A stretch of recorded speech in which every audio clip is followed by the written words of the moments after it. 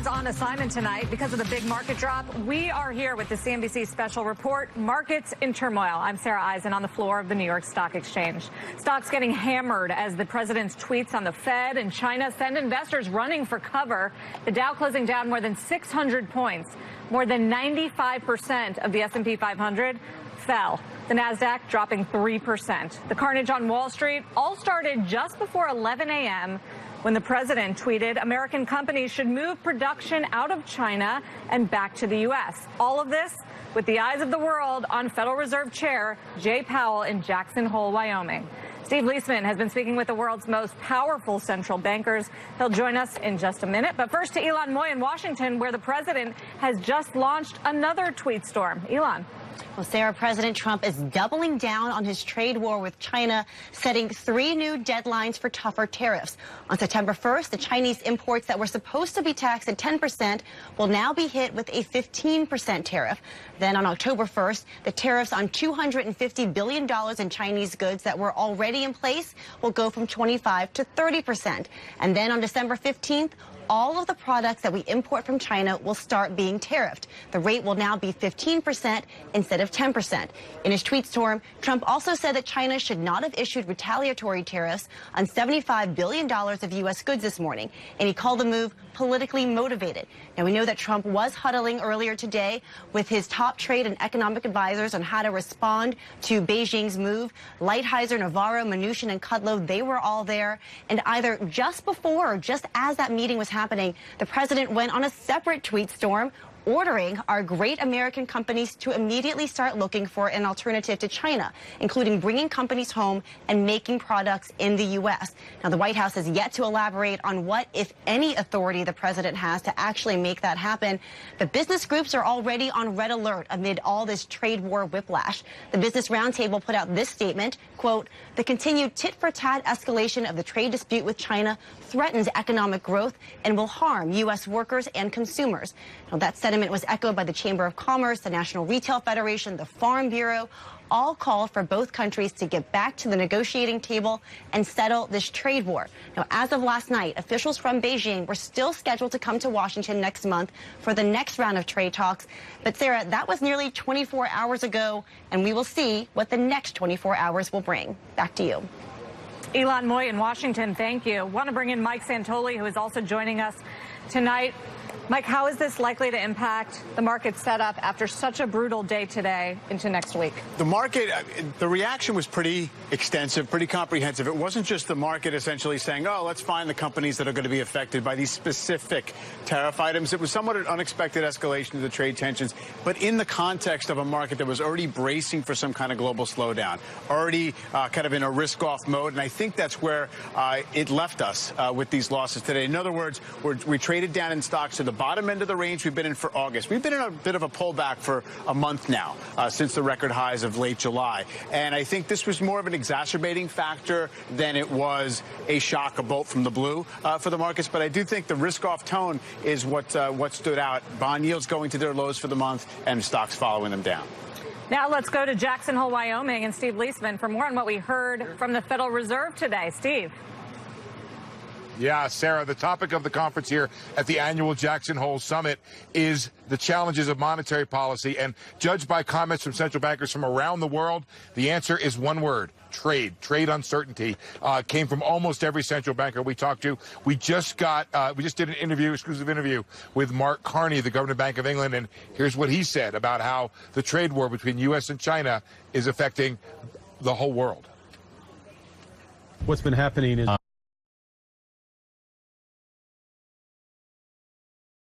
of the actual tariffs, and they're starting to get up towards potentially over the course of a 2-3 year period about 1 percentage point lower for U.S. GDP if they all remain in place. So there's the direct effects, but what's happening globally is a confidence effect on business confidence, not just in the U.S. and China, but all across those supply chains. We did several interviews with Federal Reserve officials, and they were really divided over the issue of where they should go with interest rates given the economic uncertainty.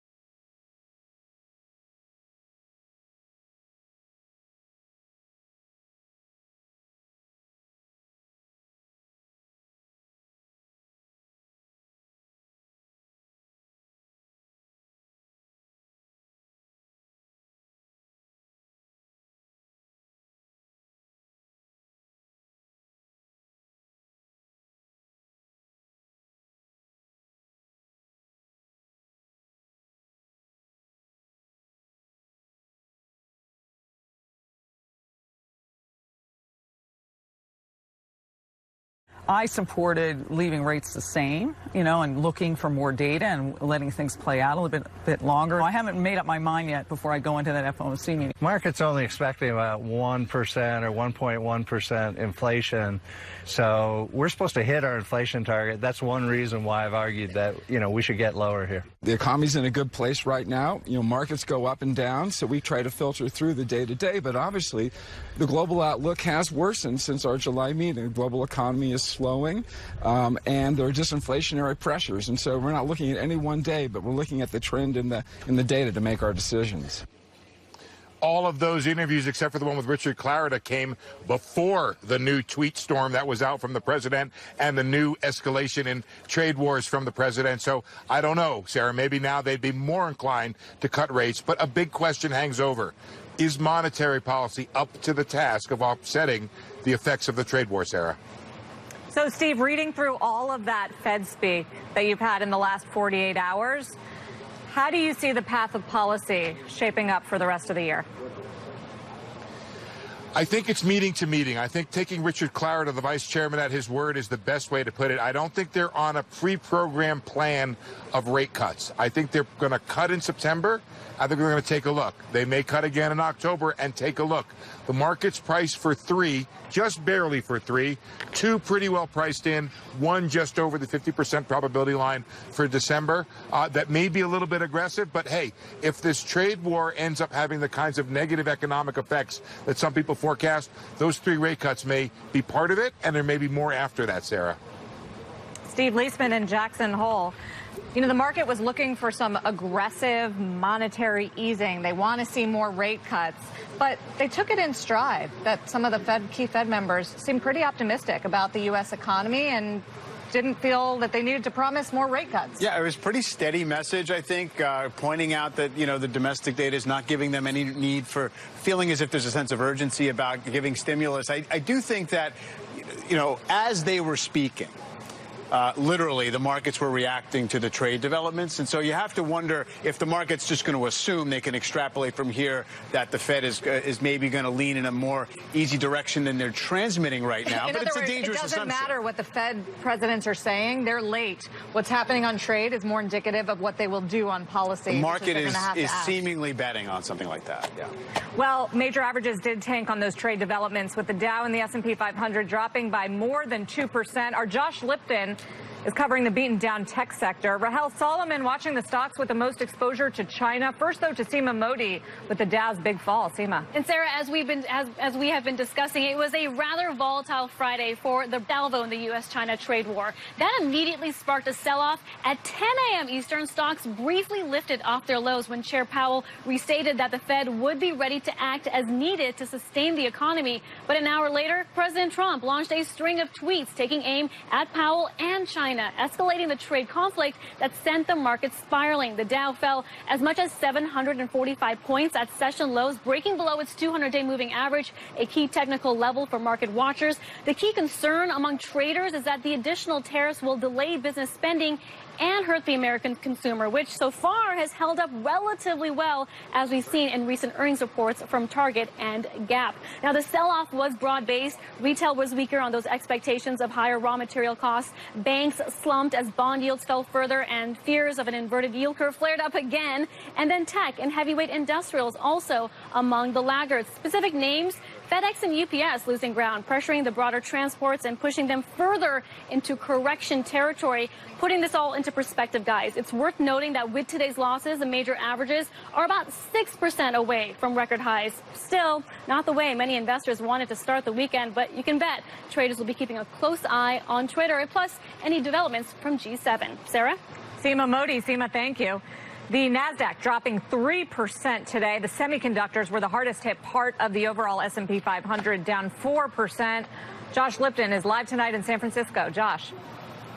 So, Sarah, tech tanked today, one of the worst performing sectors in the market. The tech sector we know has rallied hard this year, climbing nearly 25%, but it's closely tied to trade tensions. For many of these companies, China is an important market and a key part of their supply chain. So look under the hood of the tech sector and you'll see Apple got hit in today's trade, closing down more than 4%. China, an important market for the iPhone maker. It's also where many of its products are assembled. Though remember, President Trump praising Apple CEO Tim Cook just this week, calling him a great executive. Also in the red, and you mentioned this, Sarah, the semis. Check out the SMH. That's an ETF that tracks the chips, finishing down nearly 5%. Its worst day in more than 2 weeks. AMD, Nvidia, and Broadcom all dropping hard. So what's a chip investor to do now? Well, RBC's Mitch Steves tells me he would stick with AMD and Nvidia. Yes, he acknowledges the risk here of these trade headlines, but bets that those two companies can take share from Intel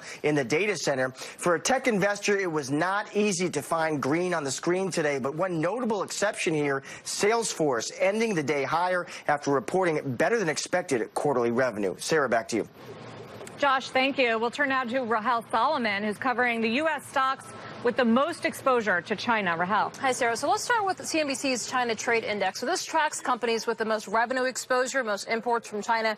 Well, that finished down nearly 3.5% today. Now, we just heard Josh Lipton talk about the impact to Apple, but roughly 15 to 20% of Best Buy's total sales are Apple products. That's according to UBS. So essentially, Apple's problems are Best Buy's problems. Best Buy stock plunged after the president's tweets, finishing 3.76%.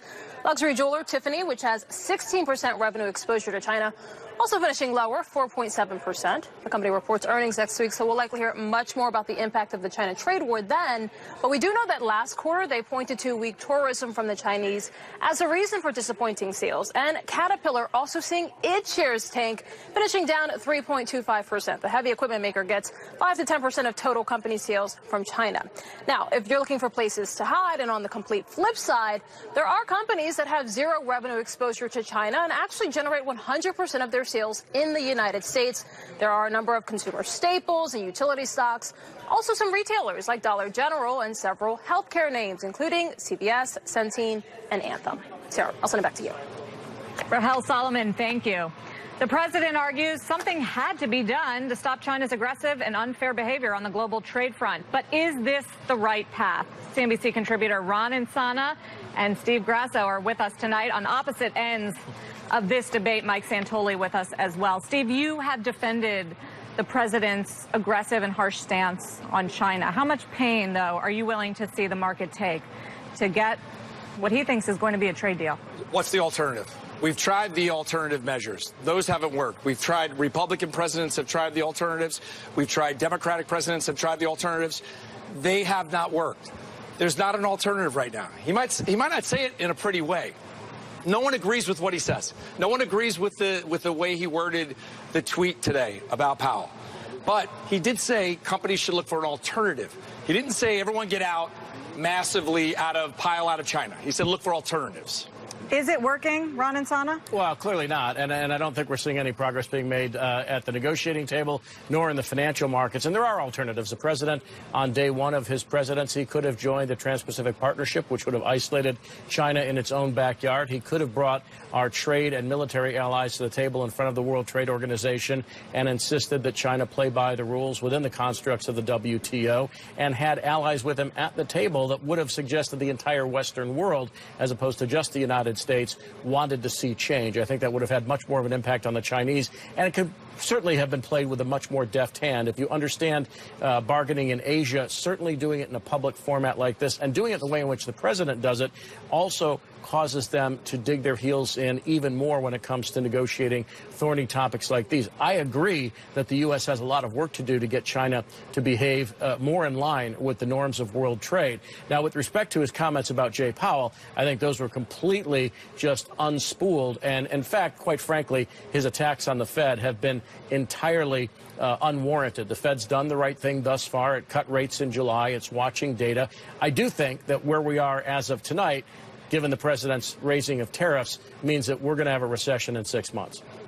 So, Ron, but bipartisan, everyone disagreed with TPP. Back during the election, that's not true at all. Every Democrat, and every Republican didn't want to go TPP. So I think we're rewriting that.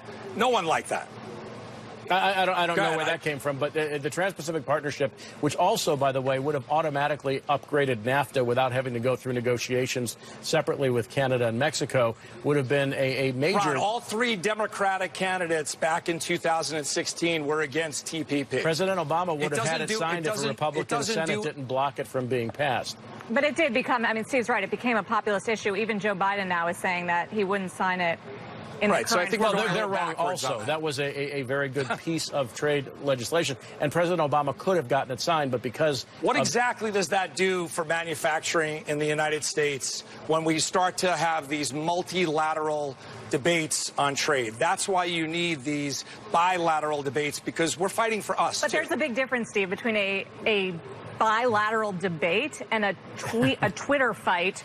I started off saying he doesn't do it properly. He doesn't do it properly, and no one agrees. Even his backers would say that he doesn't say it properly. But what should we do? Should we just say at this point, we cave to China and there's no way to defend trade for the United States? Absolutely not. But the way in which this is going right now, and just clearly as of this afternoon, late this afternoon, we are headed towards a position in which both sides will be dug in for quite a long time. Even Secretary of State Pompeo just yesterday or the day before suggested that this may very well last through the 2020 elections. If that's the case, we are virtually guaranteed a recession. I don't think it helps the president's election chances all that much. Not that that's a concern of mine, but I also think that there are a wide variety of opportunities and options that the president had at his disposal, and using such a blunt force as he has thus far is wildly counterproductive. I think one thing that Steve and Ron can agree on, Mike, is that this is going to be prolonged, that we have only seen a dramatic escalation today between the U.S. and China. So how should investors think about what it's going to mean for earnings, what it's going to mean for the economy, and what to do with all these short-term volatility bumps? This is the third day in August we've had more than a 2% decline. Most immediately, I think the implications for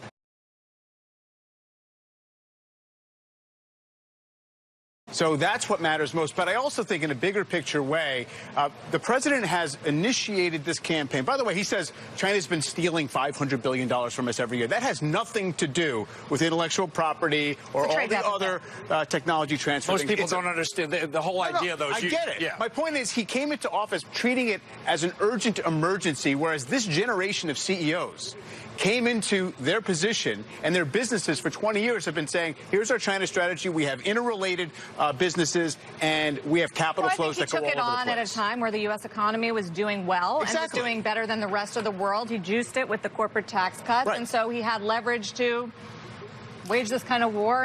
But I think you also have to recognize that from President Trump's eyes, as opposed to his advisors like Bob Lighthizer, like Peter Navarro and others, the president has been preoccupied with bilateral, as Larry Summers said earlier in the day, bilateral trade deficits between the U.S. and China, which at $380 billion in a $20 trillion economy is almost meaningless. If you wanted to wipe that away, you would just sell them more agricultural and energy products. The real issue is whether or not, as some of the president's advisors believe, China's an existential economic and military threat. I think that might be overblown, even though we do have to compete with them in high technology. Ron and Sana, Steve Grasso, thank you both. A lot more ahead tonight on this CNBC special report, Markets in Turmoil. Next up, another big part of President Trump's tweet storm, focusing on FedEx, UPS, Amazon, and the Postal Service. We're going to look at the retailers as well, especially vulnerable to an escalating trade war. Before the break, though, some of today's big-name utilities taking big hits. We'll be right back. Halftime report.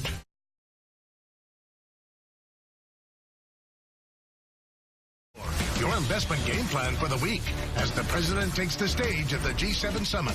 Squawk on the Street, 9 a.m. Eastern, Monday.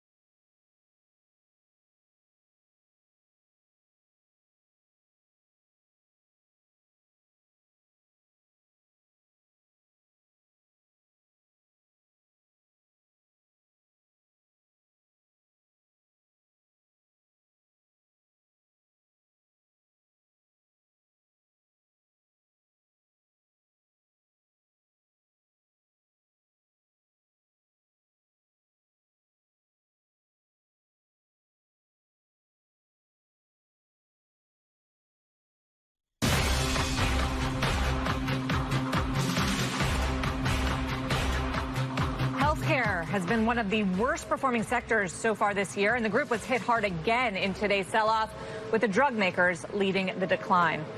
Search for and refuse. That was what President Trump tweeted to UPS, FedEx, Amazon, and the post office on potential fentanyl deliveries from China. Meg Terrell has been tracking this and joins us now with more.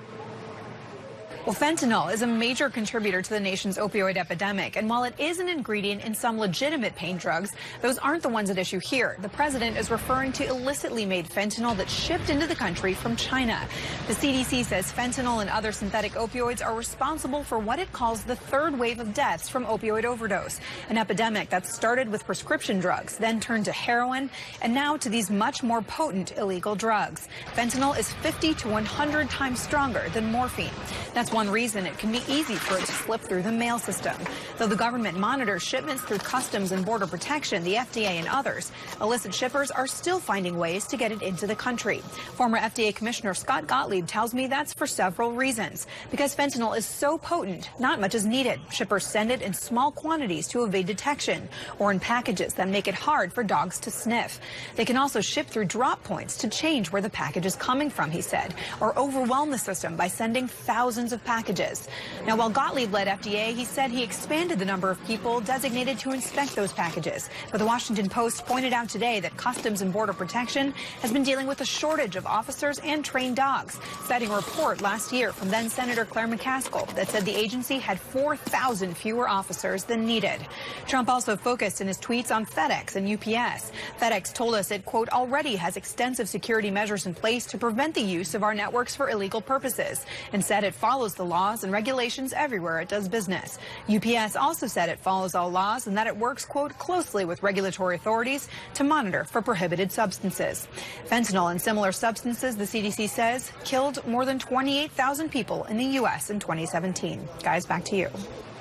Meg Terrell. Meg, thank you. The always trade war vulnerable retail sector falling 2 3/4% today. Let's get to Courtney Reagan live in Times Square with more on the damage. Courtney. Hi, Sarah. Of course, for retail, China is a very important market for several reasons. First of all, you know, it's the #1 country of manufacturing origin for the clothing and the shoes that we buy here in this country. And with its growing middle class, China is becoming increasingly important for U.S. brands and retailers to sell into that market. So when you put it together, tariffs on imports from China and retaliatory imports on goods that are sold to Chinese consumers are doubly painful for some retailers and brands. Now, so far in 2019, tariffs have been mentioned on 166 times on different retailers and brands' earnings calls. But today, talking about the president hiking those tariff rates after the close, and the NRF statement says it's impossible for businesses to plan for the future in this type of environment. The administration's approach clearly isn't working, and the answer isn't more taxes on American businesses and consumers. Where does this end? An earlier statement from the group said in part, quote, retailers have been diversifying their supply chains, but finding alternate sources is costly and a lengthy process that can take years. Our presence in China allows us to reach Chinese customers and develop overseas markets. Now, retailers that have a decent percentage of Chinese manufacturing that were under pressure today in the market include names like Steve Madden, G3, American Eagle, and Gap. Others, they were under pressure today in trade because of the sales that they do in mainland China. Names like Nike and Tiffany, 16% of their sales are generated in China with Chinese consumers, 15% for Coach and Kate Spade Parent Tapestry, 13% for Estee Lauder, 10% for Walmart. Sarah, back over to you. Courtney Reagan, thank you. Next up, the Fast Money team shows us how they're trading today's big fall and the uncertainty ahead. Also ahead, how smaller individual businesses are preparing to ride out the trade war storm and the carnage on Wall Street. Before we head to break, REITs, real estate investment trusts, hitting a 52-week high this morning, then falling along with the rest of the market. The CNBC special Markets in Turmoil will be back in 2 minutes. Brian Sullivan, Worldwide Exchange, 5 a.m. Eastern on CNBC.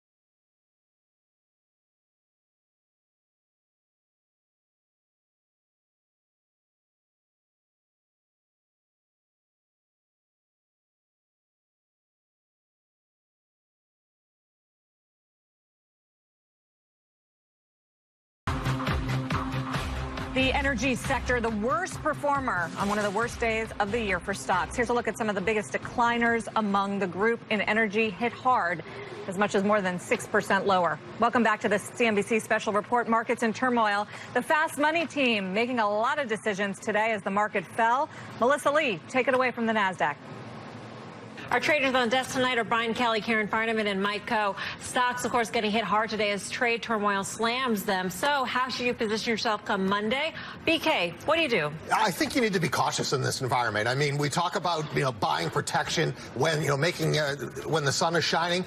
I think you can still buy protection here, and I think you need to think about what in your portfolio is going to have exposure, and I don't just mean multinationals. I mean, when you think about, okay, maybe Caterpillar is going to get hit, well, what about the company that services Caterpillar here in the U.S.? At this point, you're in the deep end of the pool of the stock market. I think caution should be the number one thing. Mike? I think one of the things we'll be talking about this a little bit later as well. People have been looking to a lot of safe havens. They've been looking at things like staples. These theoretically are places to hide out in an environment like this. I would issue a lot of caution on something like that because the valuations there, to me, are looking pretty heady. And I think, if you look at something like price to earnings, you'd say, well, it is at a 10-year high, but maybe it's not that high. And you look at price to sales and you say, well, it's near the highs of the last 10 years. If you start taking a look at the fact that some of these companies have added some leverage to their balance sheet and you start looking at them versus their enterprise value, they look extremely expensive to me. And what you could see is better operating efficiency, better margins. These are the kinds of things that have been keeping the earnings in a good place. I think that, what has seemed safe might not necessarily be going forward. The other thing I would say is that when everything looks so grim, it might be an opportunity to use some of the relatively cheap options. That's the thing. The VIX is higher. I still think options are relatively cheap compared to how much things are moving around. You might even think about making some, even call it a bear market rally bets by buying some calls or call spreads. Karen, how do you factor in valuation at this point when there's so many unknowns out there? Right. Well, it's really hard. I mean, I have the blessing and the curse of being a always positioned long, right? So I'm never going to take the position, wow, this is a really volatile place to be in the world. Any market is really volatile. I want to be out. I don't do that. I can't do that. So I like to be in things that I hope are not directly in the crosshairs, what BK was talking about. So to me, something like the semiconductor index, anything related to that, those are right in the crosshairs. So I'm going to step back from something like that. I have some U.S. retail. That was right in the crosshairs of other woes today. That happens. What can you do? But the other thing I try to look at is being in companies that have really good balance sheets that can survive, right? And a lot of companies have had years now to get their balance sheets in good shape. So, something like a GE is going to be a little more risky, right? Than an industrial that has a very good balance sheet. Like, I have United Rentals, very good balance sheet, but this is not a great environment for them at the moment. Outside of defensive stocks, there are defensive asset classes. So do you still be long bonds? Are you still long gold? So gold, I think certainly. I mean, and gold reacted very well today based on the Trump tariff tweet. So I think that's probably the number one thing you want to add to your portfolio. Certainly for a longer term perspective, you would want to add gold and Bitcoin. Bonds, I'm a little nervous about bonds, primarily because they've moved so much, right? So it's really hard for me to get uber bullish. Yes, the Fed may cut. Yes, other people are going to come in and buy bonds, but they're pretty expensive as well. So bonds scare me a bit. All right, that does it for us here on Fast Money. Back over to you guys. All right, our thanks to the Fast Money team. Later this evening, how individual business owners are preparing themselves for the next turn in this trade war saga. Plus, we're talking about another very vulnerable sector, the industrials. That includes stocks like Caterpillar, 3M, and United Technologies. Before the break, a look at the biggest decliners in the S&P 500, led by L Brands and Hasbro.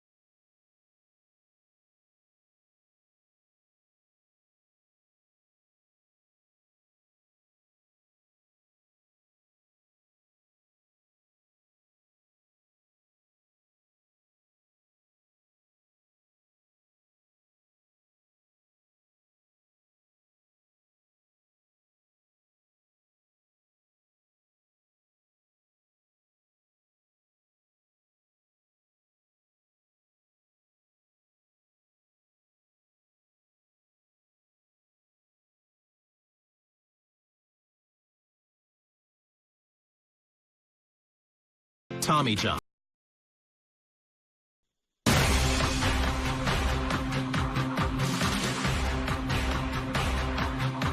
Welcome back to a CNBC special report, Markets in Turmoil. Let's recap today's wild action on Wall Street, which pushed the major averages into negative territory for the fourth straight week.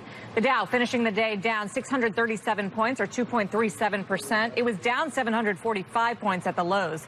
The S&P 500 falling about 75 points, nearly 2.6%. And the tech-heavy NASDAQ was the biggest loser of all, down 3%. For the day. Let's drill down on one of the hardest hit sectors in today's sell-off. The industrials includes bellwether names like Caterpillar and Deere.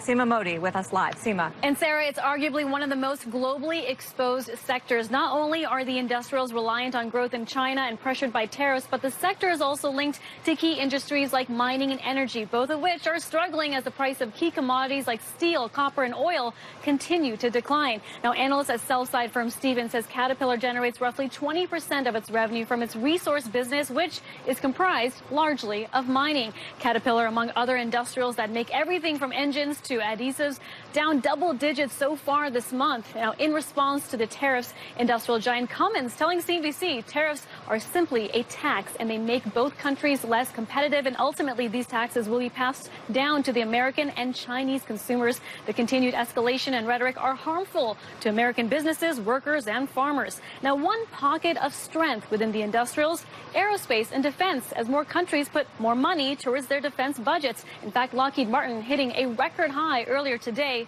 but it's the fear of tariffs further denting global growth behind the broader sell-off we saw in industrials. Sarah? Thank you, Seema. For more on today's sell-off and how to manage the volatility, let's bring in Daryl Cronk. He's president of Wells Fargo Investment Institute here at the NYSE. Victoria Fernandez, chief market strategist at Crossmark Global Investments, joins us by phone. Steve Grasso, Mike Santoli, still with us as well. Daryl, you spent the day on client calls, on strategist calls. What'd you tell your clients to do? So I think you've got to look in this kind of environment for stable growth, where you can find it, defensive yield, and defensive quality, right? And really kind of shore things up at this point. I do think we finished the day on some key levels. The 28-22 level on the S&P is the August 5th lows. Below that, you get into the 200-day moving average. The VIX is at 19 and change, so typically when you get above 20, you start to really inflict some pain here. So I think it's time to pull in the reins and be a little more defensive, sit on your cash and be a little patient putting it to work, because we don't know where it's coming. Volatility is going to be on Monday. Give us an example of what defensive quality means to you. So I think you can still own REITs here, especially on today's sell-off. You can own things like utilities here. And actually, people don't realize this, but one of the highest quality sector ratings is technology, right? You've got solid top-line growth. You've got most cash on the balance sheet. You've got highest buyback and dividend ratios. But it was one of the hardest hit today. It is one of the hardest hit. So you have to be careful, but I think if you can ride through the short-term volatility, there's still good quality there. Victoria, what were you doing today? Well, you know, we did buy a little bit today, actually. We went in and bought one of the home builders. We bought Lennar, actually. We're trying to help our clients look through this volatility and really kind of focus on the fundamentals that we're seeing. We think with the lower rates that are right there in the housing market now, that there's some upside potential for housing. So we went ahead and made a play there. But it's really kind of difficult because we don't want to change strategy based on headlines. We don't think that that's a good strategy to follow. We want our clients to look long-term and really reach those financial goals. So even though we're not going completely defensive, we're saying look at some of the names in the staples. We added Edwards Life Sciences not long ago within the healthcare sector. Try to find ways to take advantage of some of the volatility, whether that's through options or dividend payers as well. Lennar, one of your favorite names, Steve Grasso. So the space got upgraded today, and also the Lennar specifically, the price target was raised to, I think, about 40% above last sale. But as we said the last time we discussed it, $50 is the barometer for Lennar. So keep that in mind if the market breaks down. Don't be a hero there on the home builders. I am long Lennar. I believe in the story. Tremendous upside in that one specifically. How have you been looking at the sector performance, relative underperformance and outperformance, and what works well in this kind of volatile environment? It has actually been what Daryl's been saying. So people have been going toward better balance sheets, technology a real winner. What was interesting today, and I talked about how indiscriminate the sell-off was, clearly the market was caught off balance by this trade news. Microsoft was down 3.2% today. Yeah. That's been a great performer in the greatest group in technology, which is software. Not really a China play. So in other words, there was just a general selling of things that were up a lot and over-owned or heavily owned stocks. That's okay. That means that basically people were just taking some off the table as opposed to isolating which companies are going to be hit the hardest. So I do think that with bond yields still at their lows, it's going to be very tough for cyclical stocks to start working better or financials. But today, I think it's also important, Darryl pointed out, we're still within the August range. The S&P 500 is down 4% this month. It's down 5.5% or so from its record high in late July. We're not yet back to last week's lows. I don't think the market was baking in a trade deal. A little constructive to Darryl's point that we did defend last week's low, right? Because they could have cut through them. They could have went right down to the 200-day moving average, which is what the bears probably thought they were going to do today. They didn't do that. That is constructive for next week. Darryl Cronk, Victoria Fernandez, Steve Grasso, Mike Santoli, thank you. After the break, small business slamming the president's actions on trade. Those harsh comments next. Plus, we will explain how investors at home should be thinking about their portfolios when the market tanks, and the one thing you should never do. First, though, some of the biggest losers today in the financials: American Express, Goldman Sachs, JP Morgan, all getting hit hard. The CNBC special report, Markets in Turmoil, back in 2.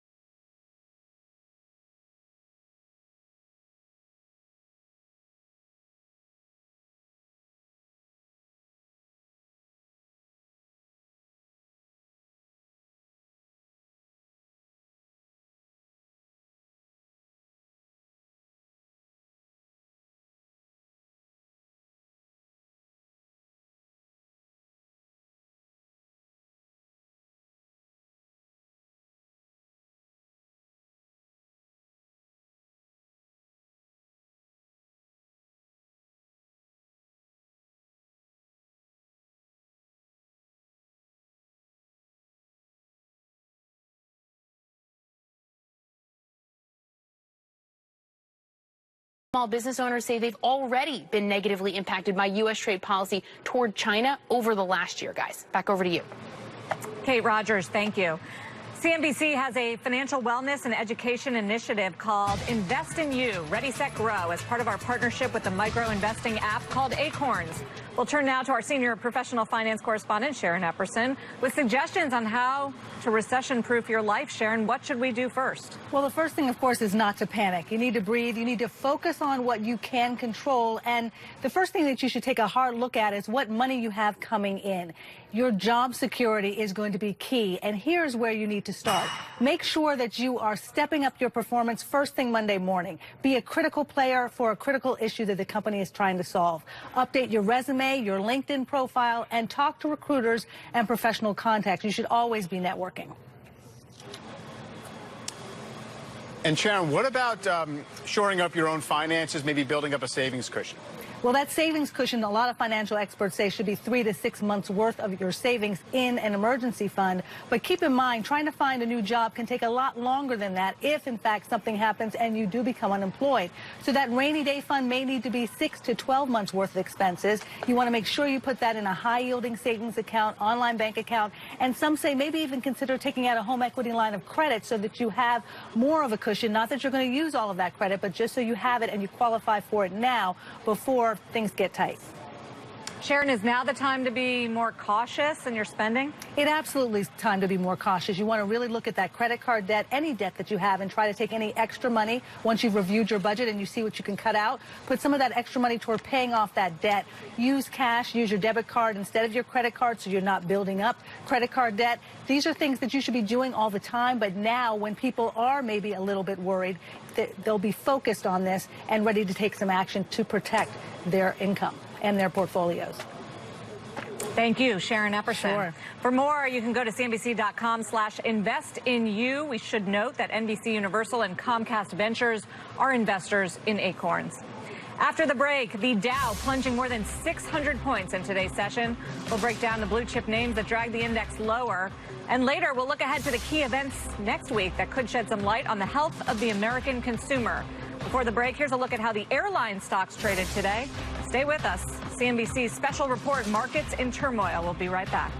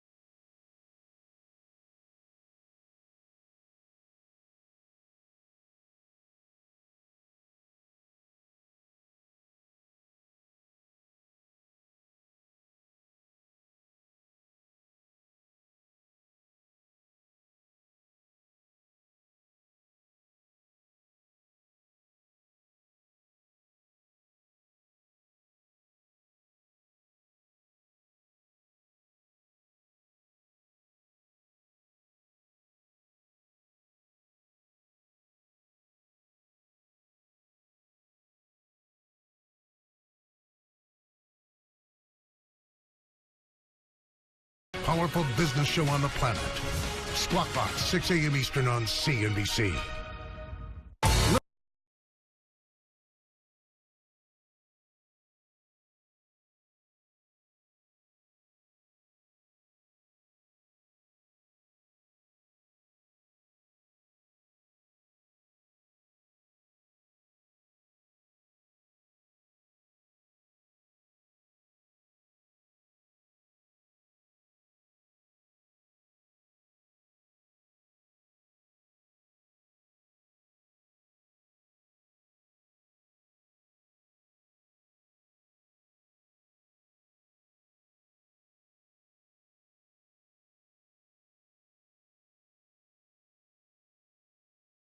Each. And the NASDAQ 100 index seeing big declines as well today, dropping more than 3%. Biggest losers there were Hasbro, Advanced Micro Devices, Alexion Pharma, Microchip Technologies, and Broadcom. Up next, we'll get you set for Monday's first trade, and we're going to look ahead to the next market catalyst as a number of key companies gear up for earnings. Before the break, here's a check on how media stocks fared in the sell-off. This CNBC special report, Markets in Turmoil. We'll be right back.